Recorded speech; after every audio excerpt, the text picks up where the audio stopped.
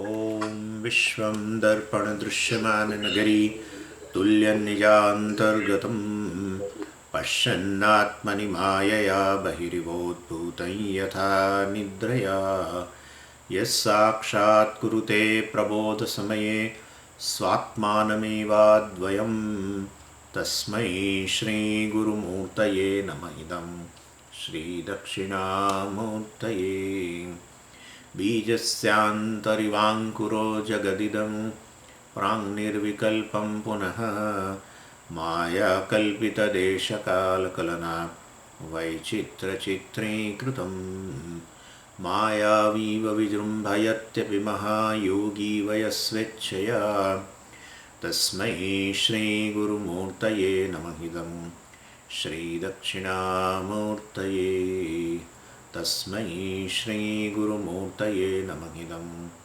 श्रीदक्षिणामूर्तये ॐ सहना भवतु सहनौ भुनक्तु सह वीर्यं करवावहै तेजस्विनावधीतमस्तु मा विद्विषावहै ॐ शान्तिः शान्तिः शान्तिः सदाशिवसमारम्भां शङ्कराचार्यमध्यमाम् अस्मदाचार्यपर्यन्तां वन्दे गुरुपरम्पराम् ॐ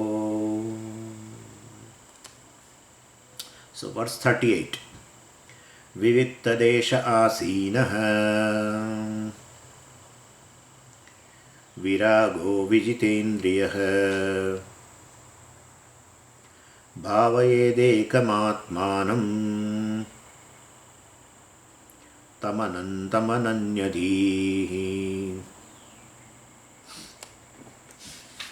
So from verse 31 to 41, Shankaracharya ji deals with this very important topic of Nididhyasanam, and this is very relevant after a systematic study of a Vedanta. And we call it as Shravanam and Mananam. And this purpose of this Vedantic meditation on Nididhyasanam is to push this knowledge into our subconscious mind. Subconscious mind means the vasanas basically. So we have to replace the vasanas. So pushing in this vasanas of, regarding the nature of the self which we have gained from Shravanam and Mananam. Now those things has to push into, that knowledge has to push itself into subconscious mind, and because only then this knowledge will be beneficial, because during day-to-day experience we respond from our subconscious mind or vasana, and so willful response is very less in our life basically. So our vasanas is basically I am a limited being, I am subject to birth and death. And all other reactions also are born of our different habits, and therefore we have to flush out all these things from our subconscious mind. We have to flush out those impressions which are there in subconscious mind. And and this I am Brahman, I am ever free, etc., etc. All these things which we have gained from this knowledge which we have gained from Shravanam Mananam has to be pushed into this subconscious mind. And for that, you require a long, deliberate practice is required for that. And so Nididhyasanam is a very important discipline for deriving these practical benefits of this Vedantic study. And how to practice this Nididhyasanam also Shankaracharya ji talked about, that's what we were seeing. Now in verse number 38, Shankaracharya ji talks how to sit, etc. Especially, we have seen this Nididhyasanam is nothing but dwelling upon the teaching which you have received through Shravanam and Mananam. Keep on dwelling on the same thing. You have to keep on, you have to repeat it in your mind all the time. But and therefore, it can be in the form of a repeated Shravanam also. So, since it is nothing but mind has to dwell upon the teaching, so it could be done in any manner, and condition is mind should dwell upon the teaching, and for that I have shown you several ways. If you keep on repeating doing Shravanam again and again, that's also a Nididhyasana. Then second thing is, think of what you have heard. That is also, think of what you have heard means in terms of the self. What is the description of the self which has been heard by you basically? Well, you have to dwell upon. So you think upon that I am Asanga, how I am Asanga, I am Nitya, how I am Nitya, etc. That also is a Nididhyasana. Third thing is discussion among co-students, etc. Other students, other people who are also exposed to this teaching. With them there is a discussion, and very healthy discussion, not to prove my point, etc. but a very healthy discussion that itself will give you more and more clarity, and you dwell upon. While you discuss with others, you have to dwell upon, compulsorily, upon that nature of the self. And therefore, that also will definitely help you. So it is also one kind of a nididhyasana, discussion among students. The fourth is a writing. You write down about few things about the self. Even taking a words, and you write in your own words, basically. You should write in your own words your understanding about the nature of the self. So that also is it is also nididhyasana. Basically, you can understand the purpose behind all this is the mind should dwell upon teaching. That's all. That is called nididhyasana. And fifth is a sharing knowledge. I mean, it's not just discussion, but you have a certain, you know certain thing about, and you have a clarity. That topic you can share with others. Like sharing knowledge is a teaching basically. So teaching also is a form of nididhyasana. So in all of them, basically mind dwells upon that I am Brahman, etc. And in addition to all these forms of nididhyasana, well, we have discussed one more also, type of nididhyasana, and that is samadhi abhyasa rupa nididhyasana.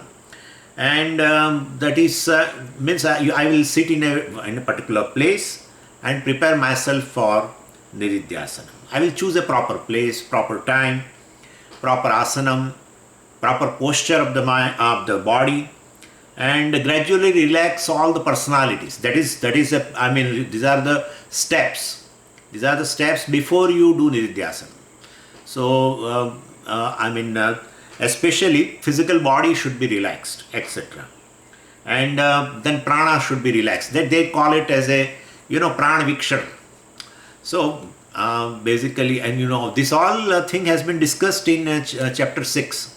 Shuchau deshe pratisthapya sthiramasanam atmanah sampreksha nasikagram swam, etc. etc. Bhagavan also has discussed how physical posture should be while in this type of nididhyasana. And then pranamaya, the prana also should be relaxed. I mean, you have to observe your own breath and inhalation, exhalation. That is also required before you do nididhyasana. That's called pranamaya relaxation. Now pranamaya is relaxed that way, and manomaya is also relaxed. When mind is free from, basically any kind of a vikshepa. So many vikshepas are there all the time. And especially the world which is very near to me. The world which is far away doesn't bother me. But world which is near to me, I mean family and other people, all the time they are in the head. And when you sit, they just appear there. And so you have to tell, at this moment, whoever is, whatever I have complained about any person, I drop this complaint. I accept the person as it is. Then visualize your husband or visualize your wife, whatever. And and tell that, well, I accept this person as he is, as she is. So temporarily, afterwards you can fight. But then at this moment, for 15 minutes, you can have that kind of a thing. So otherwise they will not go out. You have to flush out them, basically. So otherwise they will not allow you to meditate. So you will have, once you say like that, they will remain away. And that is also Bhagavan only told, that all these people which are, all this world which is outside, keep it outside. A world which is outside, well, it remains outside. How can it enter inside? But no, they are inside. That's how Bhagavan said in 6th chapter, that all these people, etc., or anything, well, they are outside, but you keep it outside, because they generally enter into your mind. So this is a way. Acceptance. No insistence. No complaint. Time being. No complaint, no insistence. Acceptance of the person. I mean his language, his behavior, his habits. You might have so much dissatisfaction with regard to the person. Well, temporarily you say I accept the person as he is or she is, etc. And then that way they will remain away. So that way you can relax your mind also. Then Vijnanamaya, Manomaya has relaxed now. Vijnanamaya also should be relaxed. So basically Kartrutva, right? So when you sit for meditation, that time a whole list of the things to be done come in the mind. Oh, this is to be done, that is to be done, that is to be done, that is to be done. I could not do this, I forgot that. The whole list appear at that moment.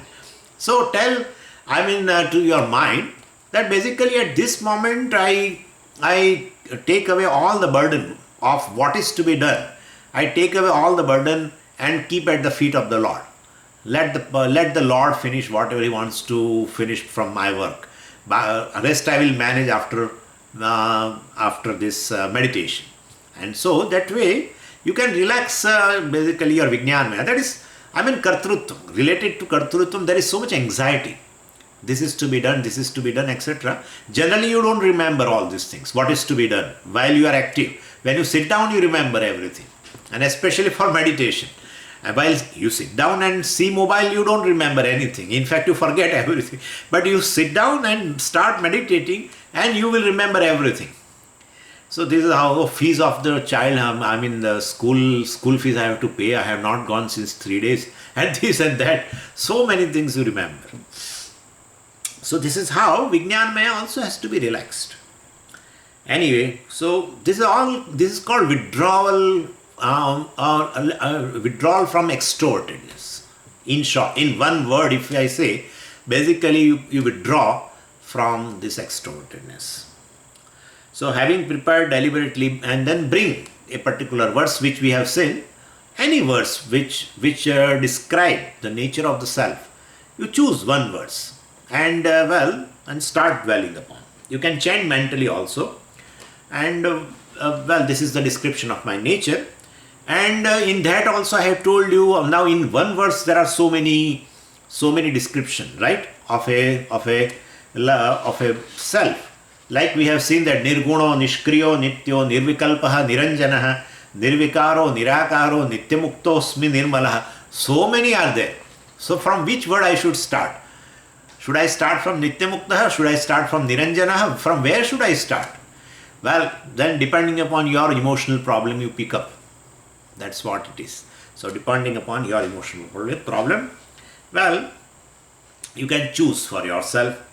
Like you have a problem of yesterday itself, in fact, I have told you, if you have a problem of basically a mortality, etc. If you have all the time fear of a death, etc. Well, then you can choose that how the self is immortal, how I am immortal, not the self. That's the wrong thing. How I am immortal. So, and that word is there, Amrutattvam is there. Amrutattvam means basically freedom from the death.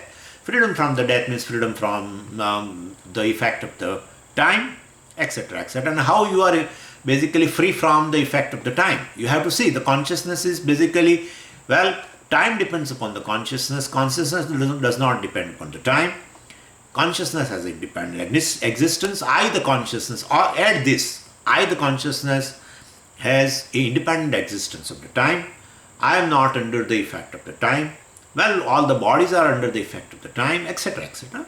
And therefore, if I am free from the time, then I am free from the death also, etc.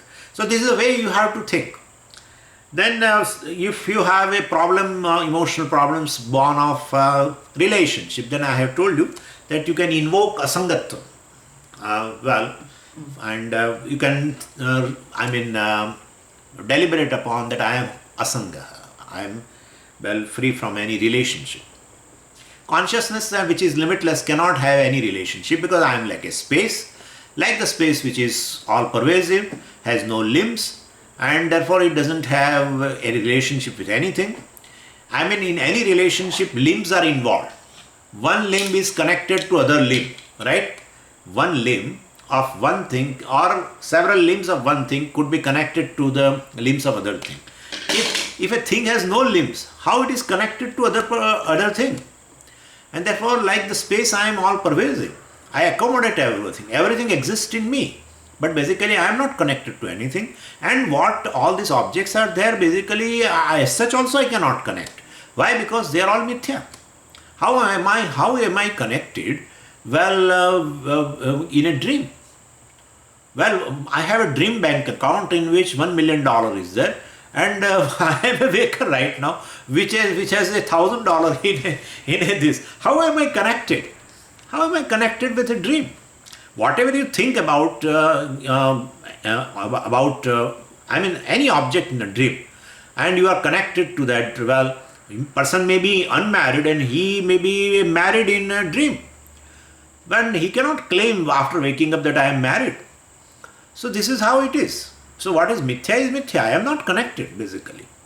And so all these things basically, the whole world is basically mithya.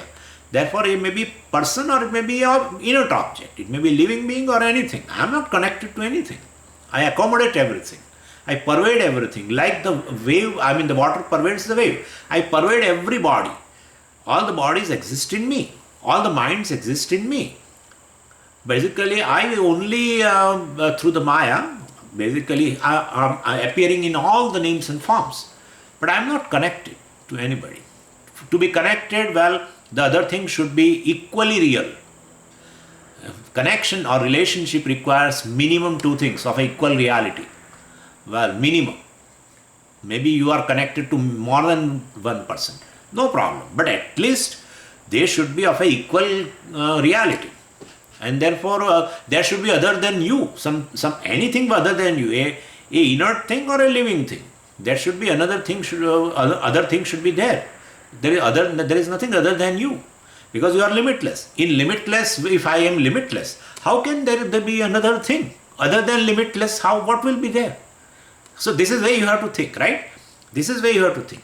If I am limitless consciousness, there cannot be any other thing with me. Otherwise, I cannot be limitless.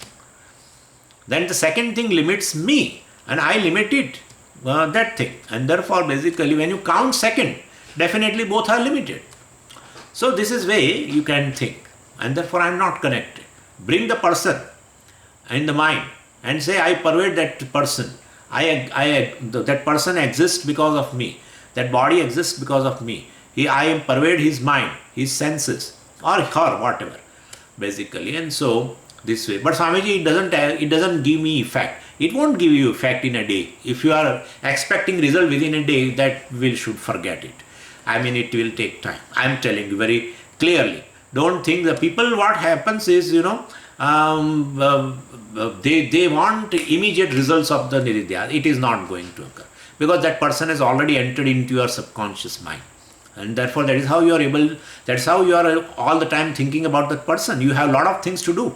But you are not able to do and think about that person all the time. Even if you don't want, it just pops up in your mind. So from where it pops up?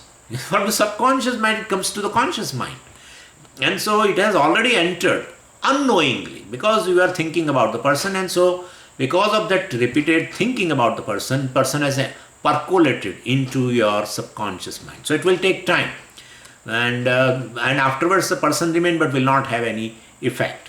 Well, so it basically all the impressions regarding that person and bonds, some reactions, all these things will slowly go away after repeated thinking, and you yourself will appreciate it. But so those things you have to choose first.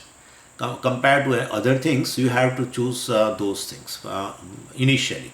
The things which bother you, the things which create emotional problems in you.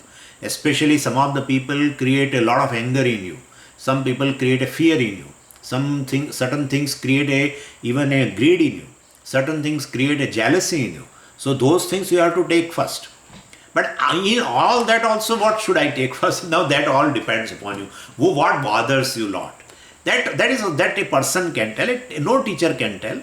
So depending upon my own mind and what bothers me most, well, you have to accordingly, and you have to think. This one baseline you have to think.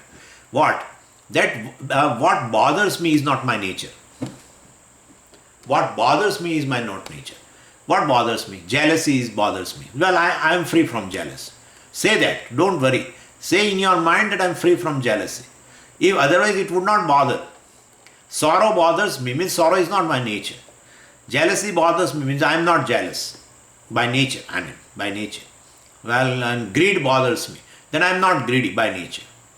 So this is what you have to, this is a baseline. That will give you a lot of, cushion, lot of comfort. But basically I am free.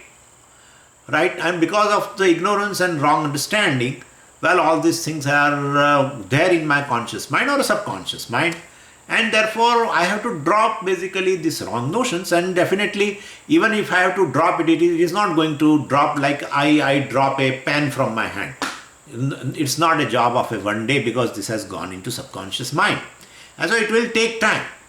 These things will help you a lot. It will help you a lot. So there will not be any anxiety. When it will go, it's not you. So don't worry. That's how you want to drive away, because that is not you. That's not your nature. If sorrow is my nature, jealousy is my nature, I will not have any complaint regarding jealousy. Why should I complain for my nature? Anything which is my nature, well, definitely I will not have any complaint. And therefore, this unhappiness, jealousy, hatred, greed, whatever, lust, whatever is there, anything that is not my nature, I am right now free from all these negative emotions, etc. And well, so basically all these things are there because of ignorance ultimately regarding the self, and therefore it will go in course of time. This is auto-suggestion that will help you.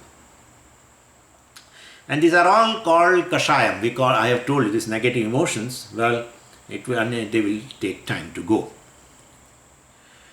So, samadhi abhyasa. Samadhi means, as I told you, absorption. And specifically absorption to the exclusion of all other thoughts. So, specifically you keep on, dwell upon that particular part of the teaching. Like I am asangaha, as I told you, I am free from death, etc. So, abhyasa. Abhyasa means a repetition. And samadhi means absorption. So, you basically, your mind is absorbed in the teaching of Vedanta at the exclusion of any other kind of a thought. And for that only you require to basically have a relaxation at the body level, at the mind level, at the level of intellect also, free from kartrutvam, etc. for a time being, suspending kartrutvam for a time being. And this kind of a meditation, samadhi abhyasa kind of a meditation, is required for a deeper problems. Deeper issues.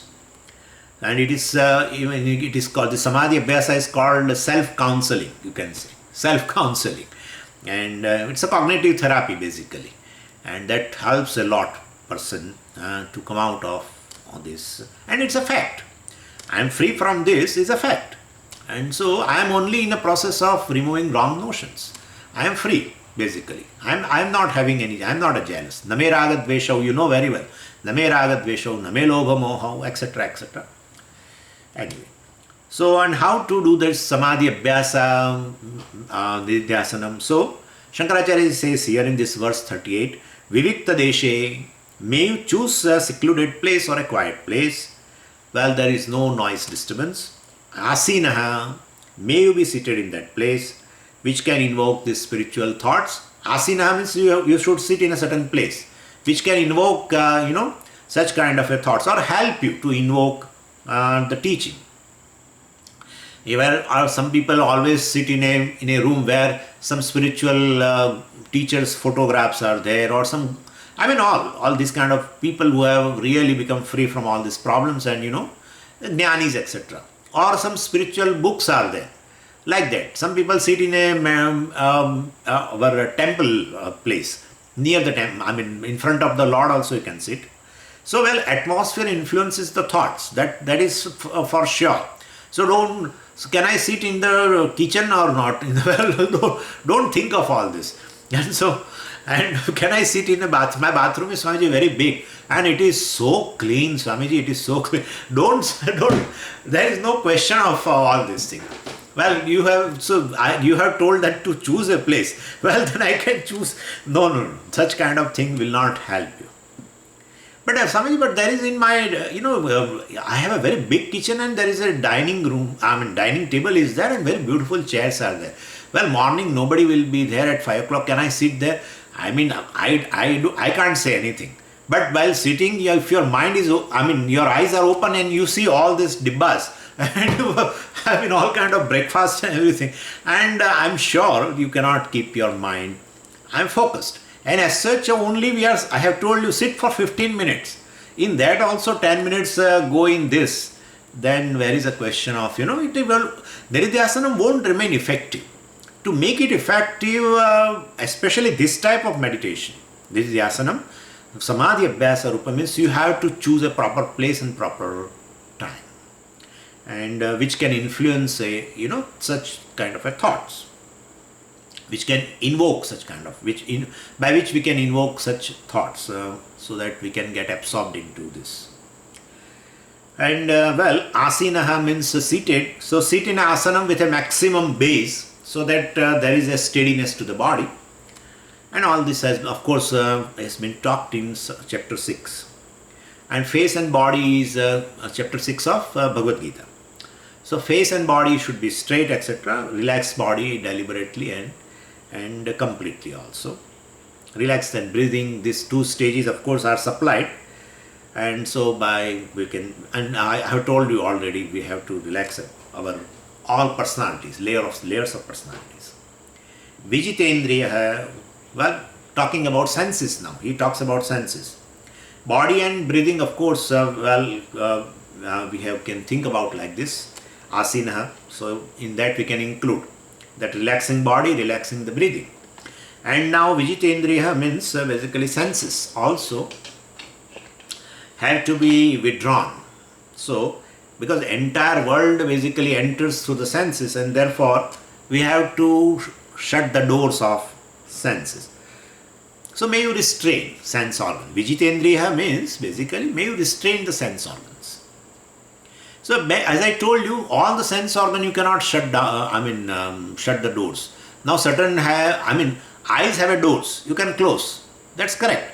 But ears also you can plug. But now you cannot put plug in your nose. Some good smell comes and then you become hungry or something. And then, what I am saying is that is how a place is very important. Where, even certain sense organs which do not have doors, still if they are open, then also there will not be a problem. So, and then viragaha. Now mind has got, viragaha. So, talking about mind. See, asinaha, there he said about relaxing body and relaxing the breathing. Vijitendriya, he talked about senses. And now viraga, he talked about the mind now. He talks about the mind. So, mind has also got, varieties of the problems. Raga means an attachment, Dvesha means an hatred. They also occupy the mind. And then definitely the mind oscillates between these two things. Either object of hatred pops up immediately the moment you sit and relax yourself, or the object of attachment appears immediately as you relax your body and senses, etc. Immediately it comes up in the mind. And so basically one has to be free from raga dvesha. So, but how to get rid of that? We have discussed so many things, right, in that make it clear. Not that at the time of Nididhyasanam, but during the Shravanam, etc., or while you are sitting, not doing even meditation or not listening, bring an object of attachment in your mind. What is the object to which you are attached? And then think, why am I attached to that? Immediately answer will come, because I can get a certain security or happiness through that. Therefore I am attached. That's the only answer you have. There is nothing else. And so, object cannot give me happiness, or object cannot give me the security, object cannot give me the peace. Certain time you may be attracted towards certain thing because it gives you peace. Like, suppose a particular person in whose presence you feel that you become very peaceful person. That kind of a thing. You should think that any person or object in the creation basically cannot give you peace or security or happiness. It's a false notion. And take an object and see, well, that object is a source of happiness for everyone, and you will immediately find in your family itself that particular object, some other than you, other family members may not be liking. And so, no object in the world is called happiness. No time in the world is called happiness. No place in the world called happiness. You know all these things. A particular place you may feel that it is a source of happiness, but you know, for the other person that particular place may be a source of dejection, source of despair, and nothing in this world which can be, by all the human beings can call, well, this is the source of happiness or that is happiness. No object, no place, no time. No, not a particular time when you can say, well, I am happy in the morning at 5 o'clock every day. You cannot say that way also. No, so no object, time, place. So external world is gone. No internal world also can give you happiness. Internal world. That's a very dirty, filthy. And kidneys and all these things have, heart and all these things. Basically nothing is a source of happiness. In fact, they are the source of the problem. They are the source of the pain. Heart is always meant for attack. Kidney is meant for the developing stones. And stomach is always meant for creating some kind of a pain. So basically nothing in the physical body also is a source of happiness. Or we can't, it's a very filthy. Mind is a source of happiness. Then what is a source of despair? What is a source of unhappiness? Same mind. Well, then it cannot be called source. Fire, well, basically fire is a source of heat and cold, both. It cannot, sir, cannot be. So happiness and unhappiness, well, opposite attributes cannot come out of the mind. So mind is not a source of happiness, much less it is source of unhappiness. So this is where we have to think. Then what is left over? External world cannot give me happiness, internal world cannot give me happiness, mind cannot give me happiness, yet I experience happiness. And therefore there must be some source. Then what is the source? What is the source? What is left out, which I have not counted till this point? I. The very I, the conscious being, that I must be the source of happiness. But then I must be the source of unhappiness also. So that is what it is. Yeah, that's what Vedanta says. Well, misunderstood I is a source of unhappiness.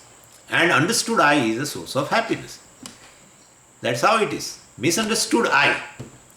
And but then I is always there, then it should give me happiness. Yeah, but you have misunderstood it.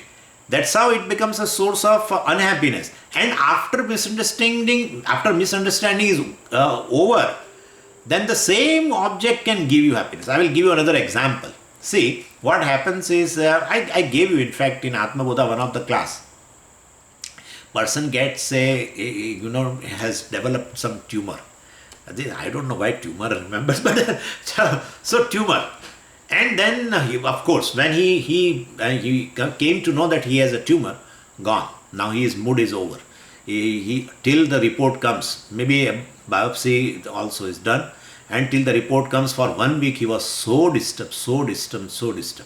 And ultimately, after a week, the report came. And they said it was a benign tumor. And even need not be operated also. Let it be there. And you feel so relaxed. Yeah, but basically you were having a benign tumor to begin with. You misunderstood it as a carcinogenic, right? You misunderstood it as a carcinogenic and developed fear and anxiety and everything. And now that misunderstanding has gone. Now you are getting happiness from this report. That report was, to begin with, it was like this, benign only. So this is how it is. Misunderstood, when a thing is misunderstood, it creates an unhappiness. And when you understand again, the same thing becomes a source of happiness. Actually, it is your own nature that I am a full and limitless. But I misunderstood it as a limited being, etc. And now I understand through this Vedanta Shravanam, etc., that I am limitless. And that gives me a lot of joy. So basically, but I am limitless, that was to begin with. So misunderstood I, a limited being considering with a wrong notion, limitation, etc., is just due to upadhis, bodies, etc. So that is how that becomes a source of unhappiness. And so you can think even that way. See, misunderstood rope is a source of fear, right? Misunderstood rope is a source of fear or anxiety. And what is a misunderstanding of rope? Snake. And once you understand now that it is not a snake, it is rope. Now same thing is making you relaxation. But to begin with, it was a rope.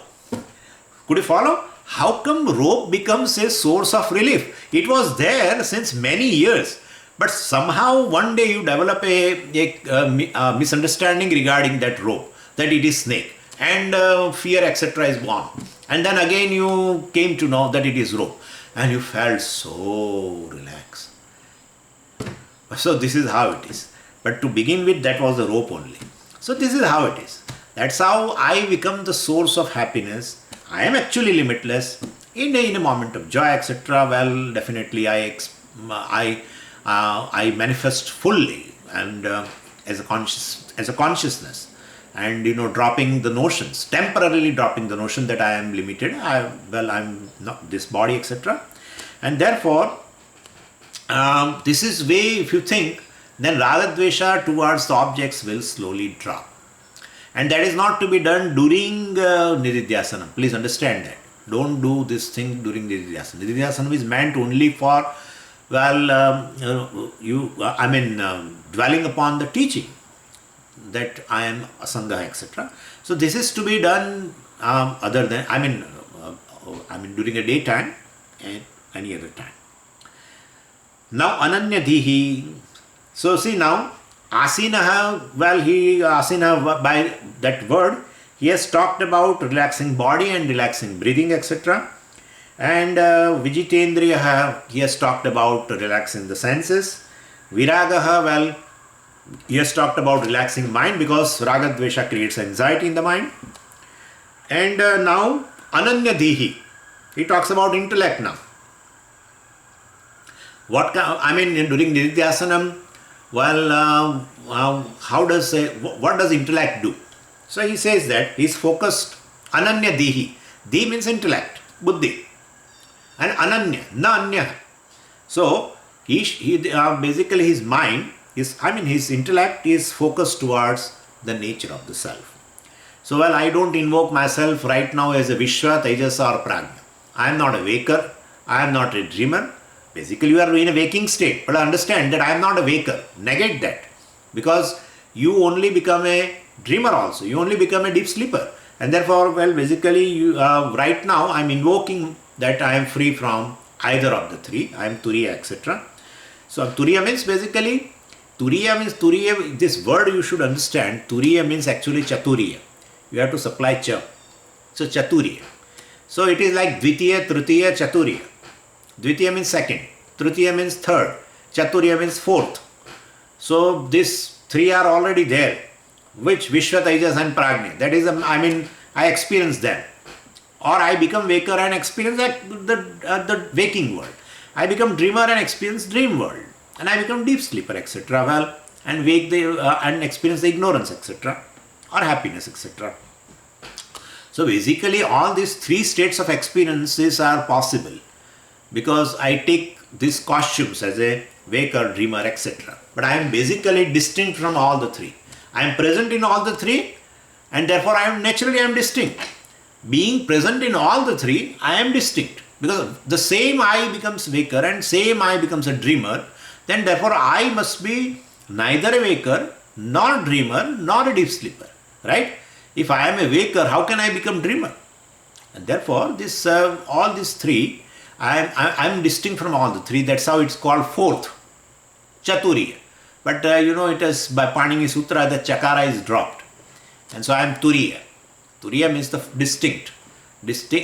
In order to show the distinction from the three, they have used the word Chaturiya or Turiya. But basically I am present in all the three. Without me, even waker is not possible. Without me, the consciousness dreamer is not possible.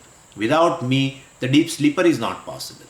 Right? And therefore, basically, I am distinct from all the three, and yet I am present in all the three. You have to say that way. Distinct from all the three means what? Then who is the waker? You say, I am the waker. I am the dreamer. So that I must be distinct from all the three, but at the same time present in all the three. And therefore, I, the consciousness, present in all the three states of experience, who is a sakshi, you can say, who is a sakshi of a waker, dreamer and deep sleeper. So anyway, so I am this sakshi Chaitanya, witness consciousness, who is witness of all the three states, and I'm Turiya Chaitanya, or you can say witness consciousness. So one has to focus one's mind like this. Ekam Atmanam Bhavayet. May you entertain thoughts that I am this witness consciousness. I can't, and therefore, I can't be affected by this waker. I can't be affected because I am distinct. And Sakshi, they are all mithya. They come and go. Right? Waker comes in a waking state and go. Dreamer comes in a dream state and go. Deep sleeper comes and goes. And therefore, basically, I alone wear all this costume, and I appear like all the three. And once I wear a costume, well, definitely I am the one who wears this costume. And after wearing costume, if I look different, but that basically it is mithya. Like a actor wears a certain costume, right, and takes up a role. Now that role cannot affect the that person, that actor. You can understand very well. Suppose he wears a costume of a beggar, then that beggar cannot affect the actor. B cannot affect the A. A means actor and B means beggar. Beggar cannot affect the actor. And so waker cannot affect me, dreamer cannot affect me, deep sleeper cannot affect me. But why should you say all these things? Because as a waker you have a list of problems, thousands of problems. That's how you want to give up the waking state itself. Whenever a person fights with somebody, I have seen most of the people immediately shut the door of the room and go to sleep. They try to go to sleep. They cannot get the sleep, but they try to go to sleep after a long fight. So this is how it is. So as a waker, I have several problems, a list of problems. And the dreamer also I have several problems. Deep sleeper, of course, the mind itself is not there to make a list, and therefore nothing to worry. But ignorance is there. Anyway, what I am saying is, waker and dreamer has several problems, and therefore, considering myself as a waker, not as a witness of the waker, well, definitely considering myself as, in other words, which are very familiar to you now, considering myself as a Chidabhasa, right? And not considering myself as a witness consciousness, Chaitanya, I become, all these problems belongs to as though me. And now if you think like this, that I am limitless consciousness, witness consciousness, present all the time and in all the states, and so I am limitless, and I am not limited even by time and space. Waking time, I transcend, you can say.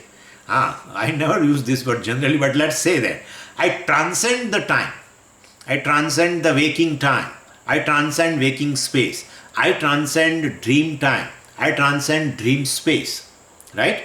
And therefore, and I remain in my own glory, without time and space limitations. And so I am Anantam. That's how it is said here. Bhavayet ekam atmanam tam anantam. Tam atmanam anantam. So this is the anantam. Anantam means limitless. Limitless means this. Not limited by time, space or objects. I am not limited by physical world. I am not limited by the waker. I am not limited by a dream world. I am not limited as a dreamer. Same way in a deep sleep state also. So basically, and you experience yourself without any localization. You don't find yourself when you are deep, when you are in a deep sleep. You don't have a sense of localization that I am in the cot right now. You won't have that. And so definitely you as though transcend the space. Definitely. And you transcend time also. You know very well that you are not aware of time, in space, everything. And so you do not have any boundaries in the deep sleep state. And therefore, there must be your nature. It must be your nature that time in space, I mean, you are beyond time and space, etc. So, and you can always you can bring a dream example. Just as you know the dream events can't touch the waker, same way this waking world cannot affect me. Like movie events can't affect, can't touch or can't affect the screen. Same way, I am basically like a screen on which all these plays are going on. Verse 39. आत्मन्येवाखिलं दृश्यं प्रविलाप्य धिया सुधीः भावयेदेकमात्मानं निर्मलाकाशवत् सदा. So, well, part of this meditation is looking at a relationship between the Atma, I, the observer, and this observed, Anatma. What is the relationship? I am Satyam and Nam Rupas are Mithya.